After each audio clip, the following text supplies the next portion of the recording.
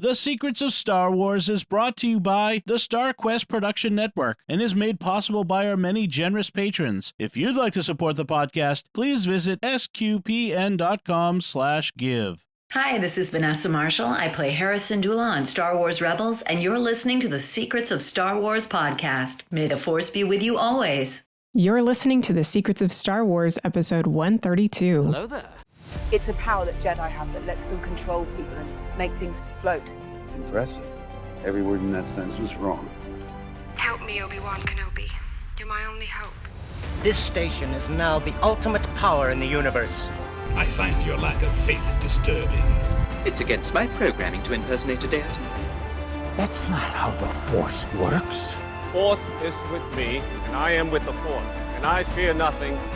Remember, the Force will be with you, always. Hey everyone, I'm Angela Sealana, and you are listening to The Secrets of Star Wars, where we talk about everything connected to that galaxy far, far away, including the deeper themes and meanings. Today, we are diving into episode 5 of the Andor series. Joining me today are Andrew Hermiz. Hello, Andrew. Hey, Angela. Good to be here. Yeah. And also with us is your amigo, one of our newest panelists, whom we all met a couple weeks ago, Brandon Manderson. Welcome back, Brandon. Hey, how's it going? Happy to be here again. Yeah, and we've got an even newer newbie here with us. He is yet another of the man of the cloth with us on Secrets of Star Wars, Father Geoff Horton. Welcome, Father Horton. Thank you. Good to be here. I'm glad to have a semi-newbie here to show me the ropes. Well, or at least suffer with me. Yeah, well, hopefully not too much suffering, lots of fun. Good. Could you tell us a little bit about your relationship with Star Wars? Sure. I actually saw Star Wars, the original, before it was even episode 4. I saw it in the theaters. I was, 12 years old at the time. I've seen all the movies. I even saw the Clone Wars, fortunately not in a theater. It could have been worse. Not necessarily up in all the TV shows. I've read most of the expanded universe books that many of them needed to be retconned out of existence. But my license plates are Kenobi 1 and have been for years. And everything I say is true from a certain point of view. I don't know. So I've been followed Star Wars for years, played some of the games, all that kind of good stuff. Wow, sounds pretty legit. I mean, I don't even have a license plate with a Star Wars theme, so you've got one up on me there. I call my car an X-Wing, even though it isn't. What can you do? Nice. Awesome. Well, I know that this is going to be a great conversation. And before we get started, I just want to give a big shout out to Young Aviator, who left a comment on the show via YouTube. And he said, Montenegro here, regards from Europe. Well, cheers to you, sir. And thanks for listening from Montenegro. And we also heard from Amy, one of our listeners who is joining the discussion on the SQPN Discord. And I love this connection that she made. She said, really enjoyed your discussion of episode 4. I especially liked your thoughts on the theme of trust and hiding things for self-preservation. I think B2 Emo implied it best last week. It takes a lot of energy to lie. So great. I really like that. I think, we'll definitely be talking about that. Goes well with today's or this week's show, too. Absolutely. Yes, the theme of trust. Okay, guys, so there is definitely that theme, and let's jump right into episode 5 of Andor, called The Axe Forgets. I'm sure we'll be discussing that little phrase there. But the official summary is, being a team player does not come naturally to Cassian, but the daring mission to infiltrate an Imperial garrison requires it of him. The operation has been in the planning stages for months. As the newest member of the mission, Cassian must overcome the prudent distrust of his teammates. So, guys, what was your overall first impression of this 5th episode? And I'd like to start with our oldest member here on the panel, Andrew. What do you think? Right on. My overall impression of the episode was it was okay. I appreciate sort of I know we're going to get into the themes, of this episode, and there's a lot of interesting and sort of deep things we can get into, and I'm sure we will. But just from a perspective of, you know, getting the ball rolling, you know, as far as the story, like I get it's more of a slow burn kind of show. I guess it's, you know, this is not a Lord of the Rings podcast, but you know, a similar type of feeling I've had watching Rings of Power, you know, a show that's premiered around the same time as this one. It was around 4 and 5 where I started getting like, well, okay, can we get some plot? Can it thicken a little bit? And then episode 6, Rings of Power, kind of delivered. So I'm hoping that that's the case for this show for next week. But yeah, just overall impression. It's like, you know, again, the show does a lot of things well. Again, a lot of stunning cinematography. The performances are all awesome, and you know, the new crew members that we meet, I thought they were all welcome additions to the show, and I like the show does a good job of tension. So I thought this episode had moments where the tension was very palpable, with Cassian and the crew members and Mon Mothma and her family. So that stuff I really appreciated. So not a bad episode by any stretch, but looking forward to the show developing a little more by then in the season. Brandon, Andrew mentioned the cinematography and everything, and I know you talked a little bit about that on your first time here on the podcast. What are you thinking now in terms of not only that good old cinematography, but also the character development, the story development? What are you thinking? Yeah, well, cinematography has been probably my favorite part of this whole show, other than this episode introducing cereal into Star Wars. And blue milk. And we get more blue milk and a little bit of like blue Cocoa Puffs or something going on. I thought I've been loving all the little really details in the show that are just just building that world of Star Wars and making it feel like that much closer to us. That was it. I've been loving that stuff. As far as like my impressions of this episode, I did have to watch this one a second time because I fell asleep the first time watching it. It's you know, it's not the gun. It hasn't been the gunslinging episode 3 that we got. But I have really enjoyed the watching it a second time. I've really enjoyed the character development and like really grabbing onto some of the themes that we've seen. And like I'm sure we'll get into that more with like, you know, the axe forgets and stuff like that. But really liking a lot of the character development that we've seen and getting to know everybody's why. Everybody has their own why. Everyone has their own rebellion. Everyone has their own rebellion. Yep, I wrote that one down, and that was one that stuck with me for this episode. So yeah, I'm really liking that part. Father Horton, how about you? I'm glad to know I'm not the only one who thought things were going a little slowly. I was thinking, I don't know if you guys have read The Wheel of Time, but it's like the middle books in there. I just read 400 pages that could have been a chapter. And I did get some of that feeling. And I actually did rewatch it a second time just to make notes on it. There is more to it than I thought, but I won't be sorry if and when the pace picks up a little bit. I mean, yeah, and there really was good character development going on the more when I rewatched it, just everybody having their own reason for the rebellion and seeing where they were all coming from and maybe why they had difficulty trusting the guy dropped in at the last minute. Yeah, I mean, it's definitely building up anticipation. I appreciated what the episode did for all of the relationships in the series, which is important. Like you were saying, character development. You know, there weren't a lot of big reveals or developments, but you know, at first I thought, well, this kind of makes this episode forgettable. But as I was thinking about it, I also realized that this is kind of how our daily lives and relationships develop over time. It's not these big, huge things that happen.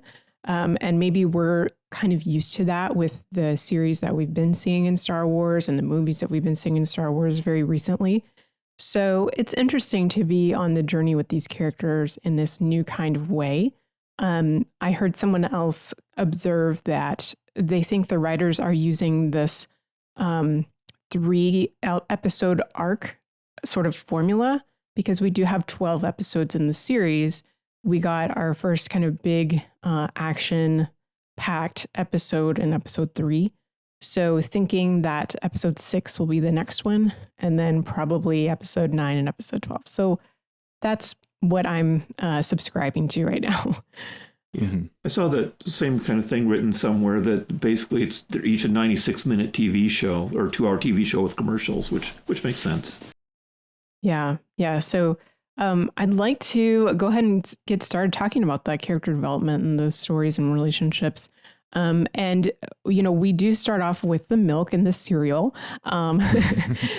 Former Deputy Inspector Karn, now simply Cyril, as his mother says very often.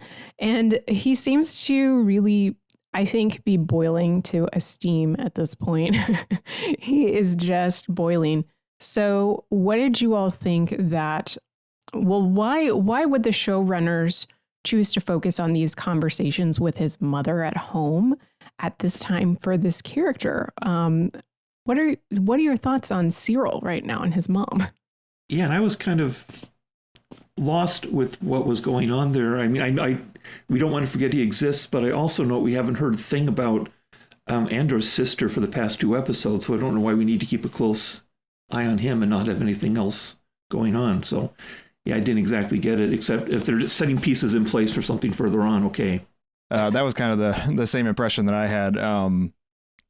I think it's really, and I think that, I mean, his mom kept, bringing up people from the past too, and just all these things that seemed so irrelevant to him. You can tell that he was just like he just did not have his mind on any of that stuff. And you can tell later on in the show, he's just looking at this, hologram of Cassian, that this guy's really gotten to him.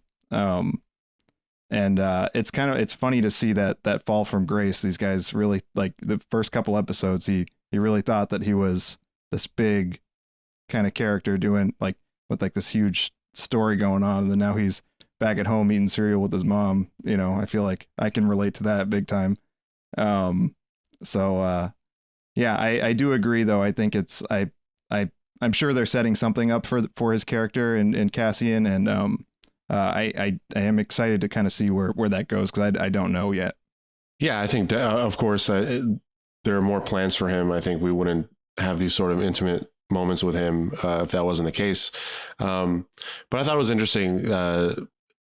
These sorts of scenes can humanize as a character. You can obviously see the relationship he has with his mother, who's a bit odd in the way that she really trusts her intuition, and but I mean, what's funny is that he's also not afraid to talk back. He has some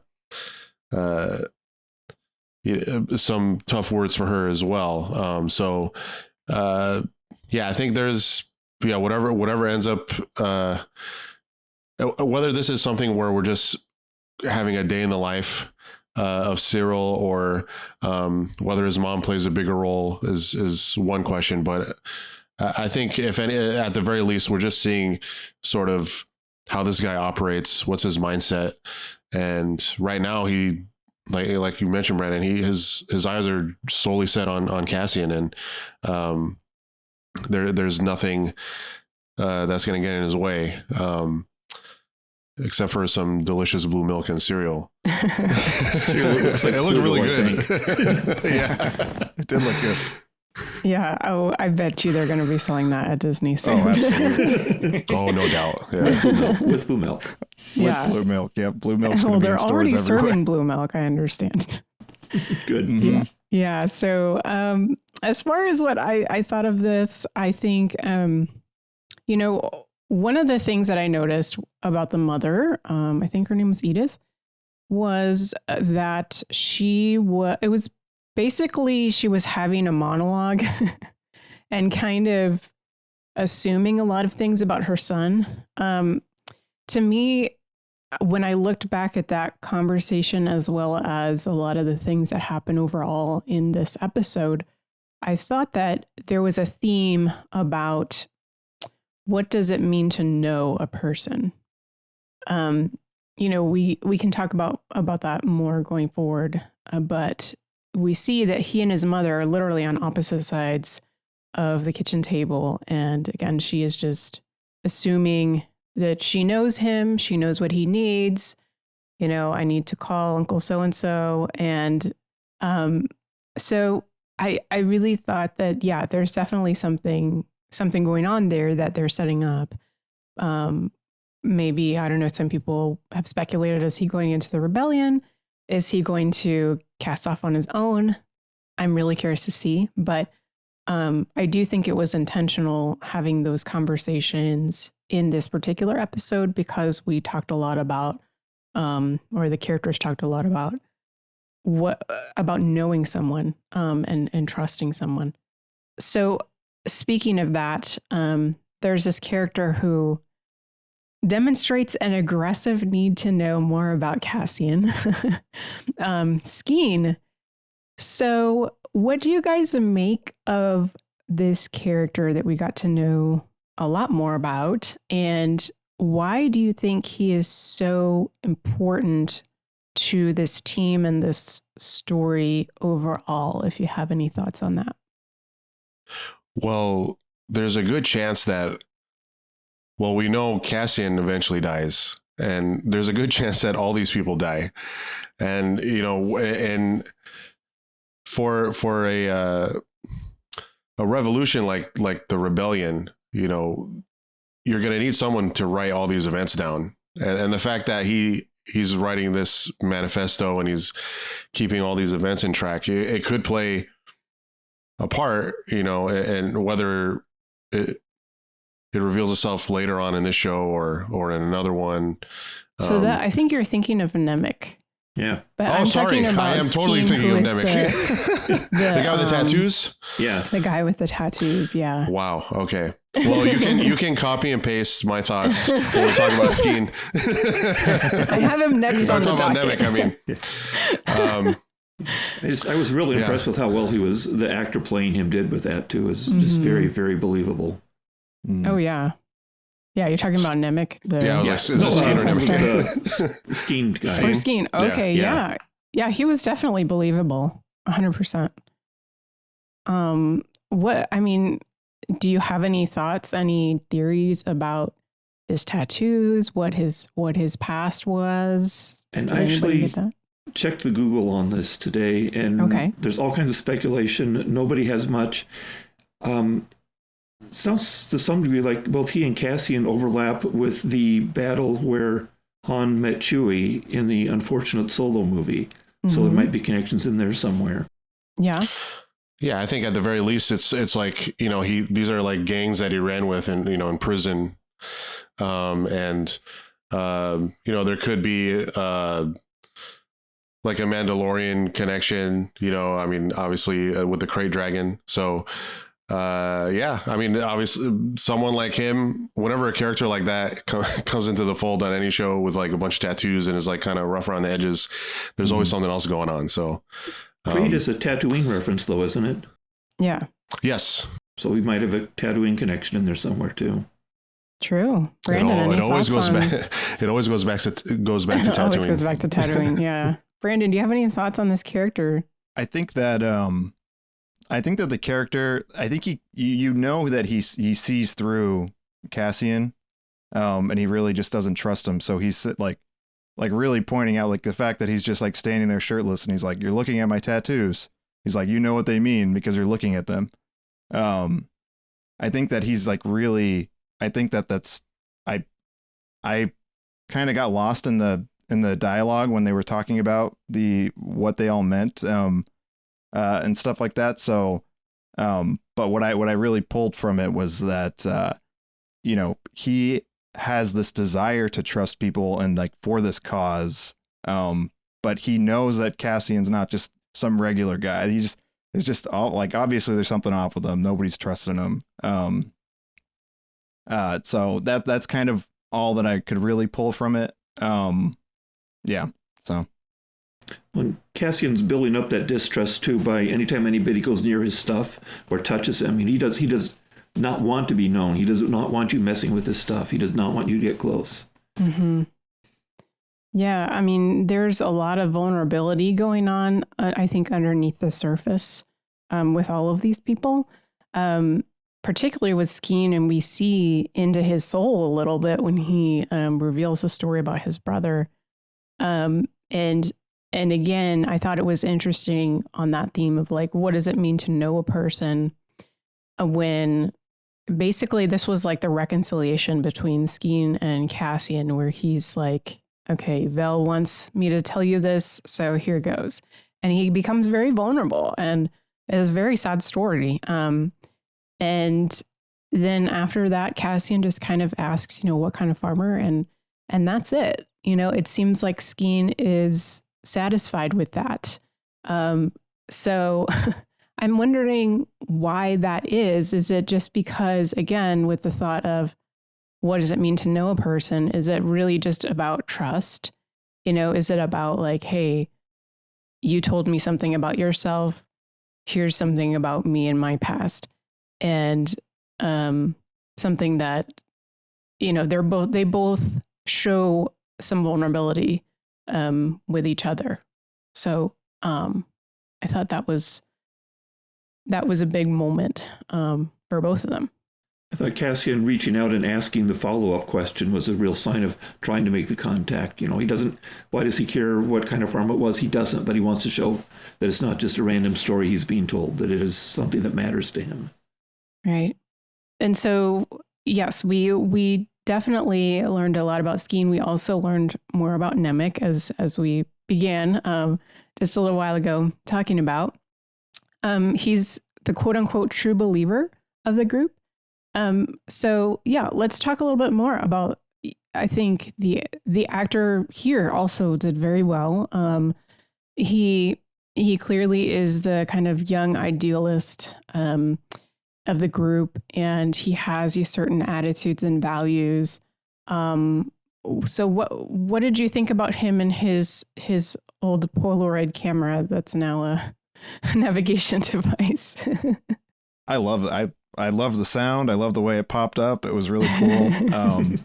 I really appreciated him talking about like, if he's like, it's something they can't track you. It's like, if it breaks, you fix it yourself.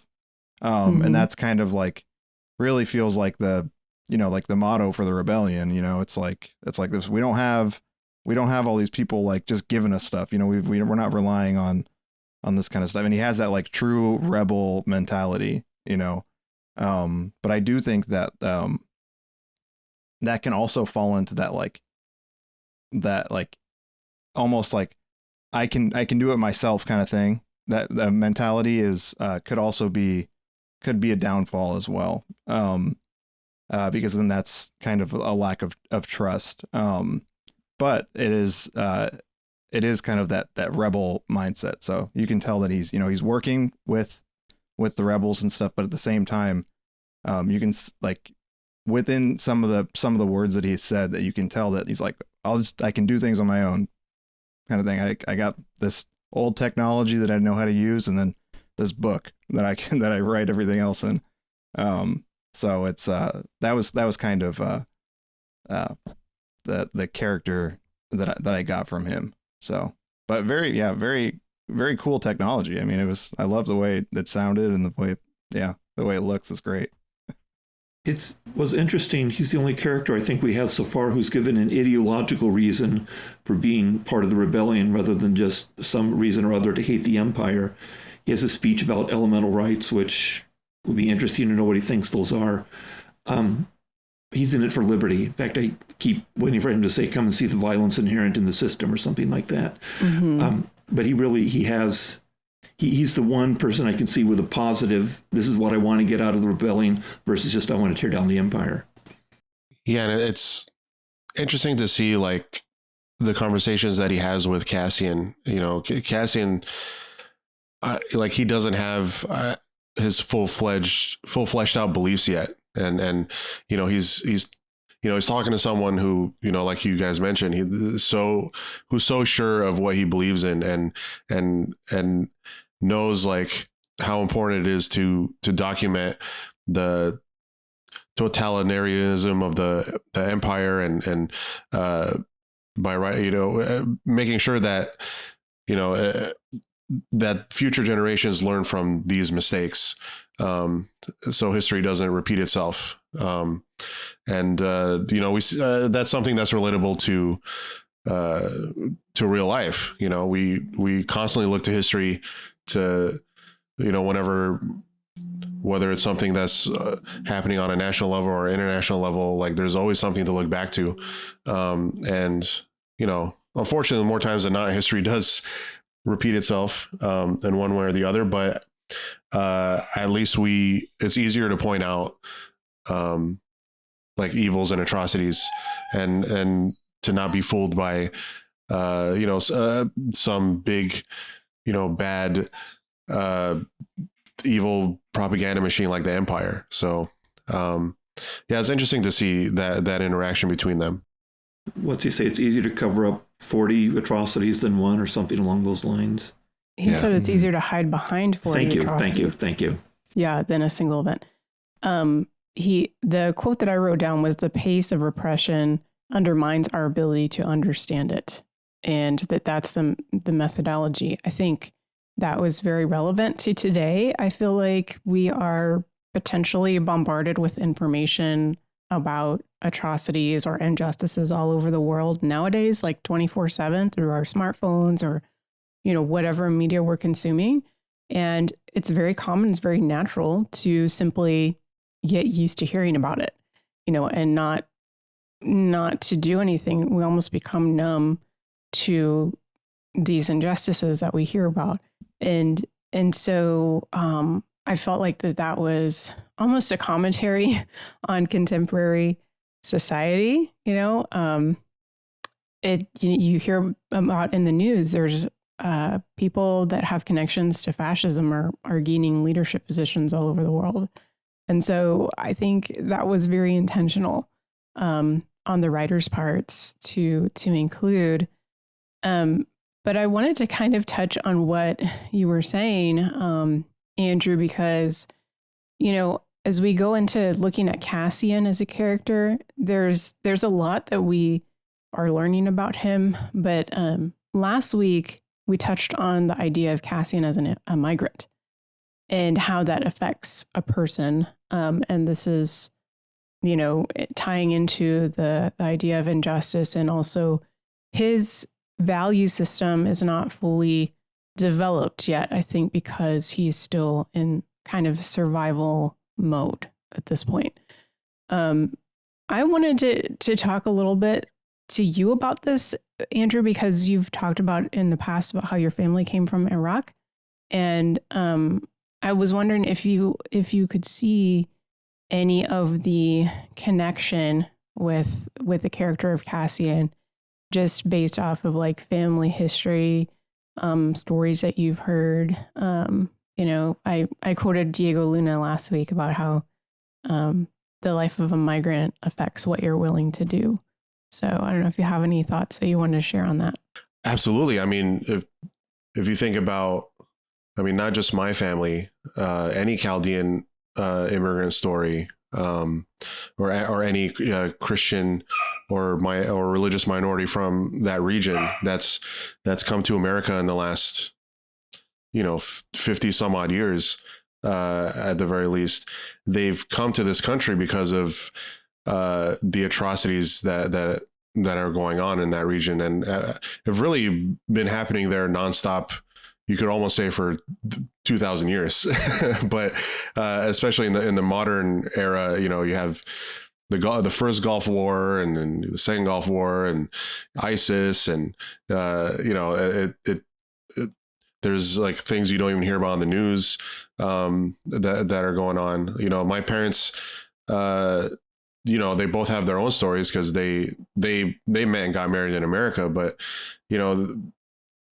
it's almost any story. Again, you ask someone from that region why they come to America and what they were willing to do. They left everything. They left their homes, they left their businesses if they had them, they left their friends and other family members who decided to stay.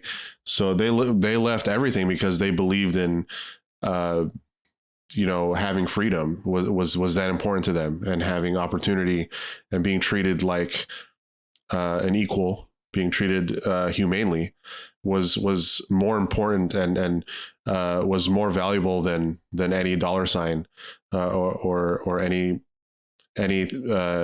possession that they had. So I've heard those stories endless amounts of times, and it's not just specific to the Middle East. I mean, if you ask almost any immigrant today why they come here, it's a similar story, whether it's whether they're afraid of war, or whether they're they're under a fascist or dictatorship type of regime,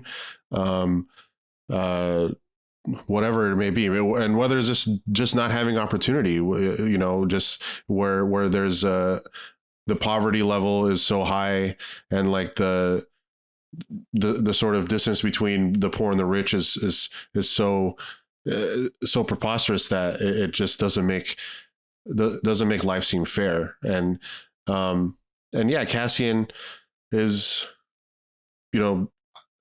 looking for something, because he knows where he comes from, and the glimpses that we get from his his childhood and his upbringing, we see how tough it was, and we see like the sort of, we're seeing the origins of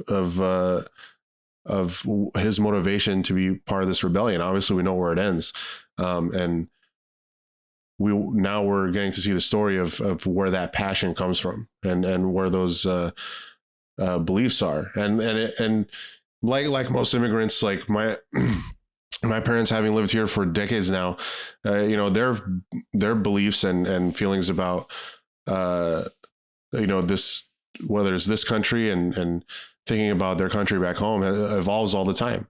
But one thing that they always hold true to and strongly believe in is being able to live freely and to have equal opportunity. And I think if you were going to boil down any sort of type of rebellion or any sort of opposition to a fascist type regime, that's really the aim, is just having freedom and equal opportunity. Yeah, thanks for sharing that. That's a topic that Pope Francis has been talking about a lot, and so I've been listening to what he's been saying, basically underlining the idea of sacrifice, and that comes with the life of a migrant. So I'll open it up to the rest of the panel now to continue talking about Cassian. In particular, Father Horton, since you haven't spoken before on the podcast, what have we learned about this character whom we really barely knew prior to the series? What characteristics do you see in him? Definitely he's still developing, but what would you say to that? And also, I think we can start talking about the title of the episode as well, The Axe Forgets. Yeah, and I don't think at this point Cassian knows who he is, so it makes it hard. If you don't know who you are, it makes it hard to relate to others. He's so used to putting on a facade for whoever he's working with that when he's with this smaller group and the facade won't carry, he doesn't know how to respond. It's a new environment for him, and I think that's what leads to some of that, get away from my stuff, don't touch me, don't touch my stuff, whatever. He is not comfortable with himself. He's learning who he is, and learning who you are is a tough process. And it takes sometimes those confrontations to go through and learn who you are, to learn that you have to trust other people, to learn that you're going to have to not have everything your way, that you will have to listen to, what's his name when they split? I'm terrible with names. Tramian, is that who I'm thinking of? Something like that. Oh, Terriman, yeah. Thank you. That you're going to have to listen to him, and you're going to have to take orders even if you don't want to. And this is all, he's used to being his own man, and this is all new to him, and he's really having to grow into it to reach the point where he can be the guy who lays down his life at the end of Rogue One. Yeah. Brandon, what are you learning? Did you learn anything new about Cassian that really struck you during this episode? Yeah, I think that a couple things that really stuck out to me are, well, one, he's like very, very observant, and he's always aware of things going on, like so much to the point where he knew like when people were right and left-handed and which way they should be standing. Like he said, like she was left-handed or she was right-handed, but shoots left-handed. And he could just know that just from being so observant. And I think that comes from his kind of just like, he needs to be scrappy and he needs to be able to survive, his survival instincts. And then the other thing is almost, we see him, trying to like almost like flirting with one of the women in the in the group. Yeah. Yeah. And to me, I saw that almost as like that almost being like a self-medicating thing. Like he felt uncomfortable there, and he was like, oh, and we know this about him through earlier in the show, is that this is he's talked to a lot of different people, like had relationships and romantic relationships with a lot of people, and so to me, I saw that almost as like a he's like, well, I'm here, I might as well talk to this person who doesn't know me. So I saw that almost as like as a self, like kind of just a coping mechanism for his uncomfortableness within this place. So those were the two things that I really picked out from Cassian in this. Right. Yeah, I think he is still in that mode of survival, as I mentioned earlier. And I feel like that's another reason why he doesn't want people to touch his things, because basically everything that matters to him, besides his mother, I suppose, and his sister, are in the bag that he has, that he's carrying around. And the other thing about it is that he, again, we've talked about this multiple times, but he didn't choose to come here in the first place.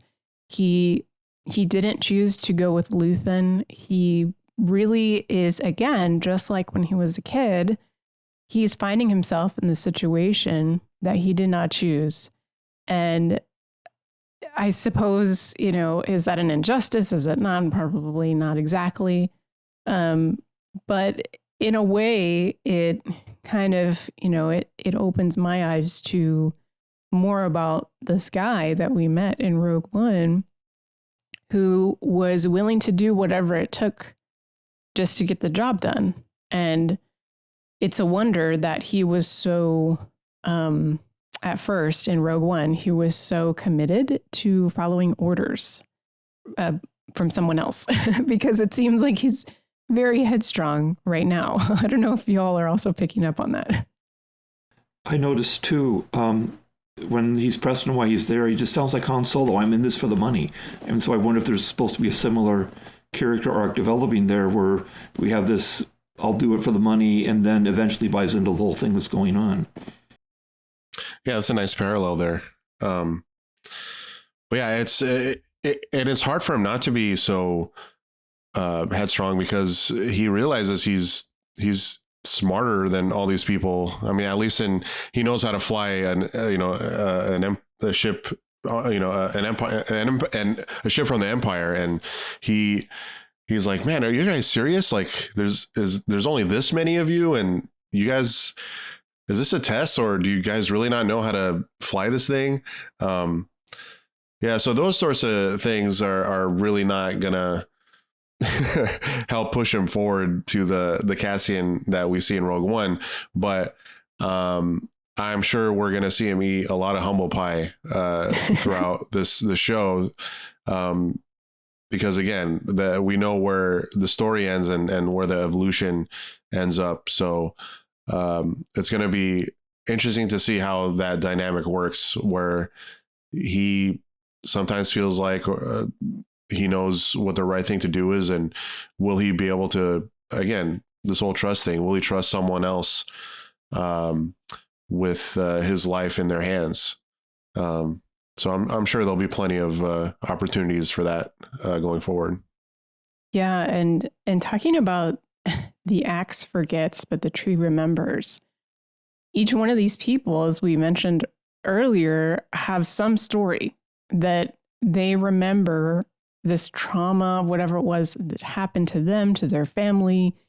We even see that with former Deputy Inspector Karn, and the fact that he feels very wronged. He feels like, the axe just forgot about me, but there he is with Cassian's holocron, and not holocron,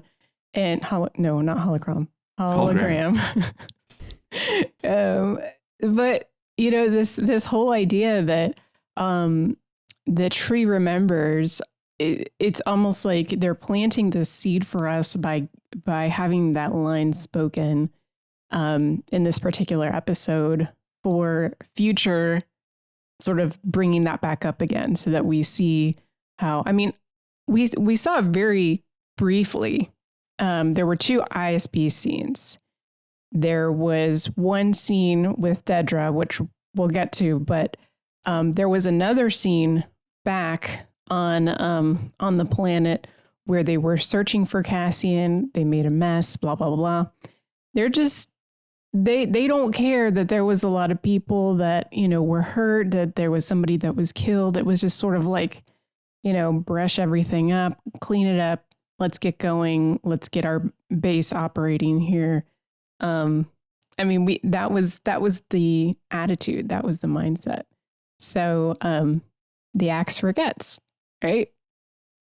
Yeah, I think all these characters had their quote unquote axe, right? You see that with Mon Mothma and her husband, being the axe, right? So yeah, I think obviously the overall sort of analogy probably goes for the whole rebellion, the whole the whole cause for the rebellion. I think it would be a good motto for them. But we see it in all these different scenes and character moments, starting with Cyril and Mon Mothma and Cassian and the crew. They all have their little axes to bear. Yeah. So let's talk about the ISB, and in particular, we had Dedra trying to piece together what the nascent rebellion is up to. I decided to look up her name meaning. I've heard the name Dedra before, and I was curious if Dedra is related, and if that's related to her character. And I found that it's a form of an old Irish name meaning daughter or woman, and now there's a new meaning that's come up in the last few centuries: brokenhearted or sorrowful. It's based on the legend of a woman who died of a broken heart. So to me, I'm not sure if that was, included in thought of when they were writing her character, but it does seem like she has an axe to grind. Speaking of axes, I want to say she's like a character where you can really like her, but also hate her at the same time. What are you guys thinking when you're seeing Dedra come up on the screen? Do you think that it's intentional from the writers that we want to kind of root for her to find the answer, or do we just not want her to at all? It's a good question. Are you rooting for her? Are you excited for her to find something to further the story, or are you hoping that the rebellion is just going to be lucky and continue to be lucky? It's hard. It says a lot about the show that there's characters like hers where you kind of don't know what to think yet. It's not like they're clear. There's not a lot of clear villains yet on the show. There's not really a clear heroes. Like, we know Cassian ends up being heroic and all that, and the rebellion is a worthy cause. But you're seeing people, that are a part of each side, that have a lot of flaws, that have, questionable beliefs. And you just, I think that's the brilliance of the show so far, is that it lives on that that middle ground, that gray area, and it allows us to have conversations like this. I wonder if, especially when I see the ISB and the Imperials,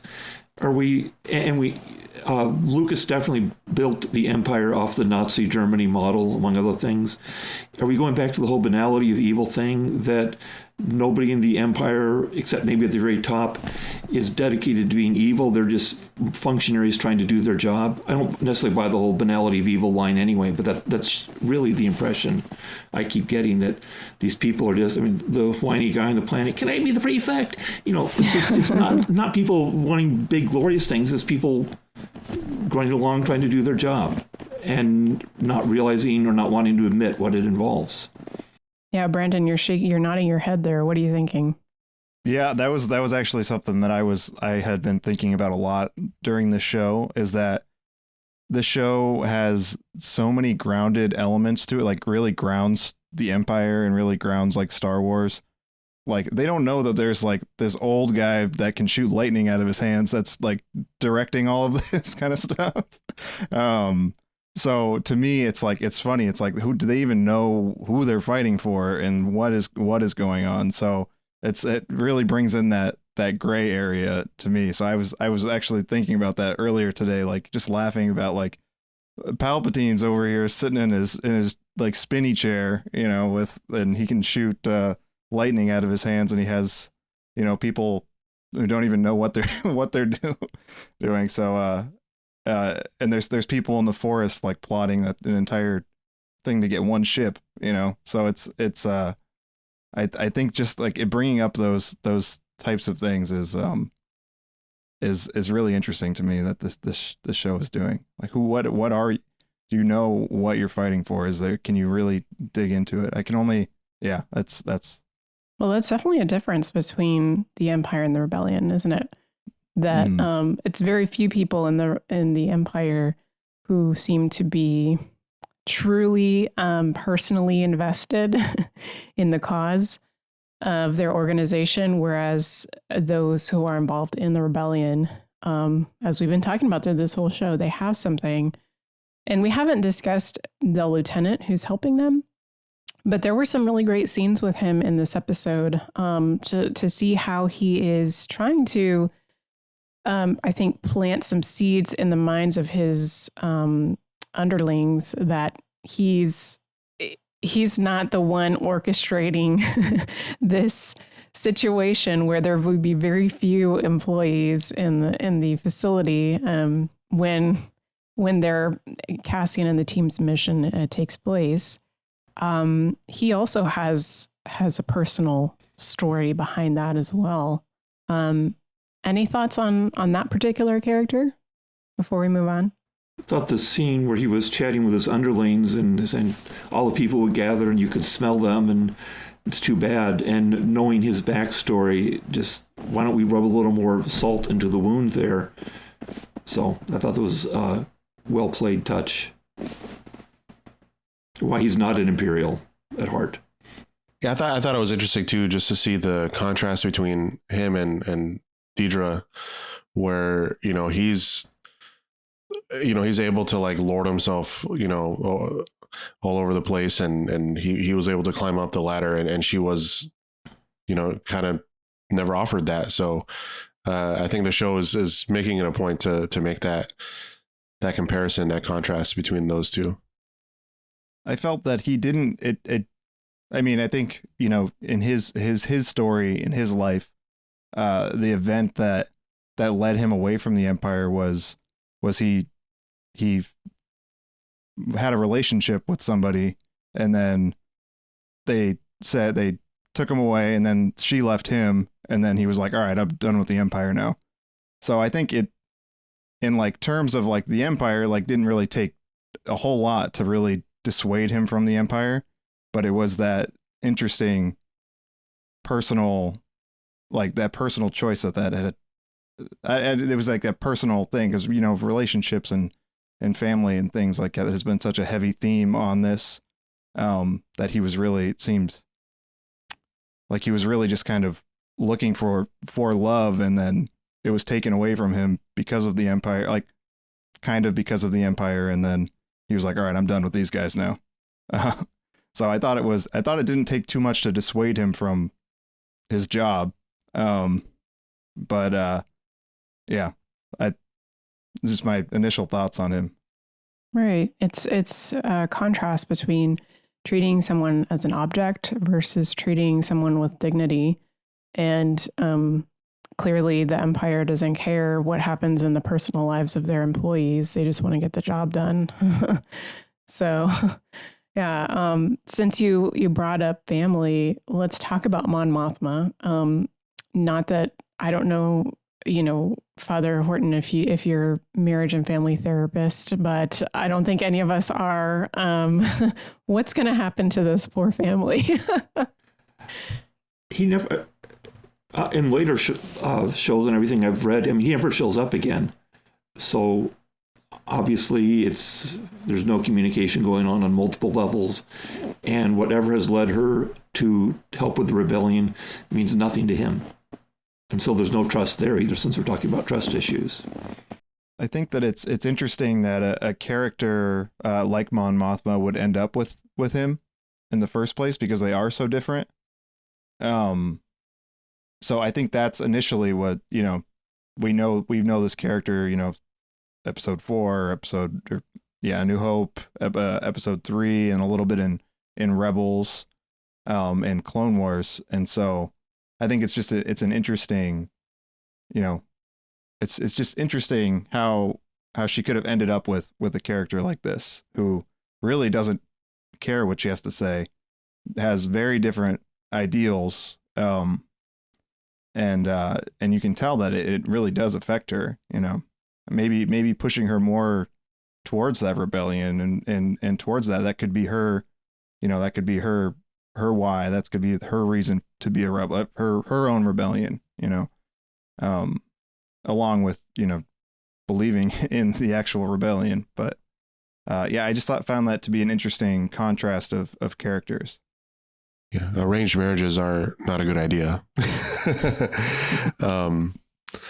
I think on one hand, it's not a surprise that, they were married, when they were 16, I think. Right. And they were, it was arranged. And, so you can easily see the sort of difficulties with that. But at the same time, it is interesting to see why he's so keen on, pitting his, their daughter against her, and what are his, is there something else behind that?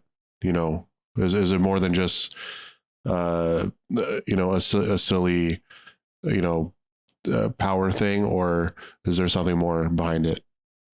Well, I think the power point that you bring up is interesting, because certainly he may feel emasculated. He may feel like he doesn't have influence over anything except his household. And so what he tries to do is to, maybe he's not even trying it intentionally. Maybe it's just that Ledra, I believe the daughter's name, that she's just picking it up from her father. This idea that it's all about Mon Mothma and what she's doing. So what I understood that particular situation to be was that it seems like Ledra had some sort of event, and Mon Mothma was planning on taking her to this event, but Ledra just said no, because you're just doing it so that people will think that you're involved with me. That was kind of how I read it. Is that how you all saw that as well, or did you perceive that situation to be something a little different? It looks to me, and obviously non-Star Wars terms, but the way original sin disrupts family relationships and disrupts personal relationships, it tend to being about others. We are more and more about ourselves. And so Perrin, is that the husband's name, is perfectly happy to draw his daughter in to use her against Mon Mothma, and just all these relationships where people are no longer interested in each other. They're just interested in themselves. And that's what I really see playing out there. No, I'm not a family therapist, but I guess I do see some things. I agree. I think that's basically how I took it as well. I see it as I can also see it as, Mon Mothma is like really, maybe her daughter and husband feel neglected by her because she's, being pulled into so many different directions, and that's, and she's, she's a politician, she's doing a lot of, work around everywhere. Maybe she doesn't feel, maybe they don't feel that connection. So, that could be, another thing, it's that interesting concept of working and dedicating your life to your family as well. Which is an interesting topic that the show is deciding to go in, that I see, Yeah, it's kind of difficult to devote yourself entirely to the political causes, and then also entirely to your family, I would imagine.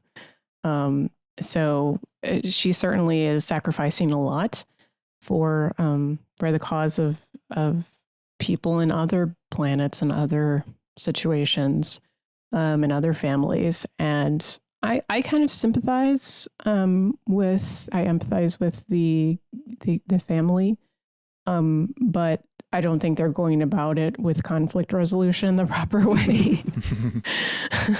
Definitely could improve on that a little bit. And then finally, the character that we talked about a lot last week, Luthen, we close with him in this episode where he is trying to search the airwaves for any sign of problems with the mission on Aldhani. And he and his assistant have this interesting discussion on the eve of the mission. They talk about how both Vel and Cassian, quote, trace back. I wasn't sure what that meant. Do you guys have any theories or understandings about what that means? And if not, what are you thinking about Luthen? Where does he come from? What is his motivation? How do we foresee this mission going? There's a lot that we could discuss there. Maybe not a lot to discuss. The one thing that struck me from that whole scene was at the very end, it's never going to be perfect. And that's kind of the story of the rebellion, is they're just going to have to do what they can, the best they can, and some of it's going to work and some of it's not. And that's why I remember when Rogue One came out, I think it was Steve Gredonis was a little disappointed, said this is, darker than Star Wars is supposed to be. But we can't always be the happy farm boy showing up and having magical force powers. There is a real underside to it, and real people making real decisions with real struggles, and life is never going to be perfect. And Luthen has trouble, I think, dealing with that. He wants all his plans to just click right through. He can force Cassian into that team, and Vel has to take it or go home. But at some point he realizes it's out of his control, and he's just got to let what happens. I wasn't quite right English, but close enough. Yeah, that's a good point, Father. I think you kind of hit the nail on the head. I think Luthen he's just so nervous. He wants everything to go perfectly. He's sort of questioning, like thinking that it's too late. He brought Cassian in too late, and he can't. When you're on a mission like the rebellion is on, like the one that they're on, you kind of just have to roll with what you got and try to make the best of it. And that's really a common theme throughout all of Star Wars. And there's always like a rambunctious, sort of very flawed, very confused, not ready type of crew that finds themselves on like a galaxy, sort of a galaxy level survival mission, that they're facing threats that they don't even know about yet. So it's the ultimate Star Wars way of telling the hero's journey and their story. It's not going to be very cookie cutter. This is not like a Captain America, Superman type of thing. These are not people with special powers. These are not, especially in this show, these are not Jedis. They're no one like that. So it's again Star Wars leaning into this sort of thing, something that they're able to do on a streaming platform. Cinematically, obviously, like you mentioned, Father, there might be some people out there that are like, oh, Star Wars, this is too dark for Star Wars and doesn't interest me. Well, that's the beauty of streaming. It doesn't have to be everyone's cup of tea. And obviously this is not aimed for children. So it's with the type of content they can spill out now, we're not having to wait for a movie every, 3 years and then wait 20 years between a trilogy. Now we're getting a new Star Wars show every other month, basically, practically. They can take shots like this and chances like this. So it's always welcome. Brandon, do you feel like this is Star Wars that we all know and love? I think it's much different. There elements of it are Star Wars that we know and love, and I think that like Andrew was saying, it's a risk, and I'm happy they're taking it. To see, I'm happy they're taking this type of risk, because this is a much more mature show, even just in the way that it is written, with the dialogue being so heavily based on the dialogue that I have to go back and rewatch scenes because things are going over my head. And so that's just, we've seen that within Star Wars and stuff like that, but it's written differently, it's shot differently, it's a different type of Star Wars. It's more modern type of Star Wars, but I welcome the risk taking on it. I think it's a refreshing take on it. And that's something I was wondering about is, what makes this show Star Wars? It is, but, just having Mon Mothma and Cassian in it, that doesn't make it Star Wars. What makes it Star Wars? And I can't put my finger on it, but it is. It is a Star Wars show. Well, I think one theme that we continue to talk about is trust, but another name for that we could say, and that I think of as a Catholic, is faith. And that is very much Star Wars to me, is having faith and believing in something greater than yourself. We haven't seen the Force really explicitly mentioned in the show yet, but I think even in these, areas where there's a lot of survival, life and death situations, people just struggling, with Cassian at the very beginning of his life as a child in this terrible situation where it's just kids trying to, make it on their own and defend themselves. This is kind of the underbelly of Star Wars. And yet we're talking about really, what does it mean to have faith in someone and have faith in something?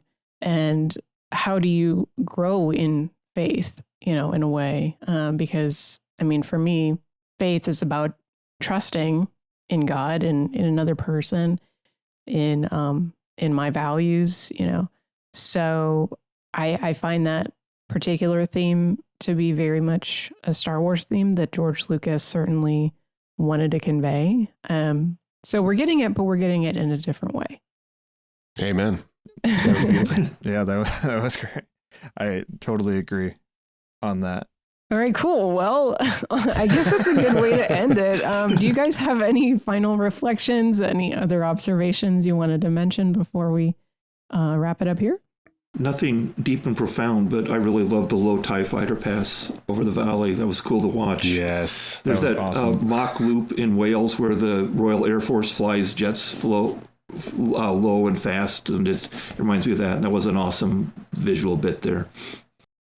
Yeah, again, I'm just I think that was a cool observation. I forgot to mention earlier that I think it was you, Father, where these are kind of grouped into, 90, 96 minute movies every 3 episodes. So next week being episode 6, I'm hoping for the same sort of plot moving, action filled, story that we got in episode 3. That'll keep me invested in the show. Not that I'm not invested, but I think in order for me to feel really good about where the show is heading, I think it needs to have some sort of more plot thickening, and doesn't have to be fully action packed. I do love the quieter scenes as much as anyone else, but as long as the story is moving along, I think that's just what I'm looking forward to next week. And I'm highly anticipating the return of B2 Emo. Yes, please. Kind of missed him. So. Oh, I appreciate that so much. We needed the humor. It ain't Star Wars without humor. Yep. Mm-hmm. Well, yeah. So what about everybody listening? We want to hear your thoughts as well. Please do email us, starwars@sqpn.com. You can find StarQuest on Facebook at facebook.com/StarQuestMedia.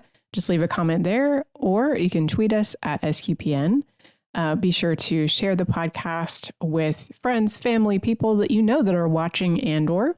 They can subscribe to Secrets of Star Wars basically on every major platform that you can find podcasts, as well as SQPN YouTube channel that we mentioned at the beginning of the show. And also previous episodes can be found at sqpn.com/Star Wars. And each and every one of us owes a big thank you to the people that make this podcast even possible. Our patrons, including Paul R., Father Anthony G., Michael P., Robert S., and Bronson.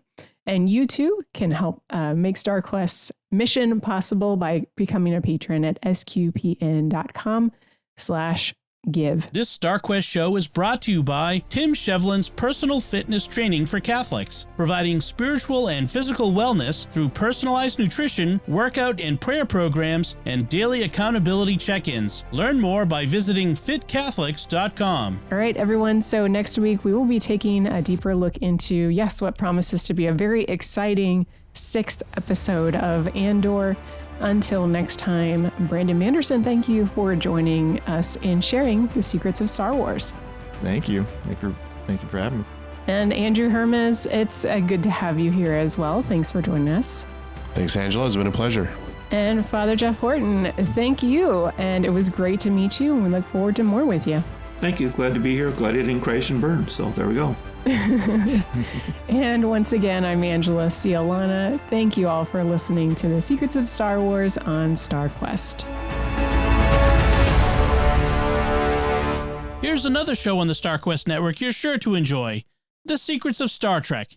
Find it wherever fine podcasts are found or at sqpn.com/Star Trek.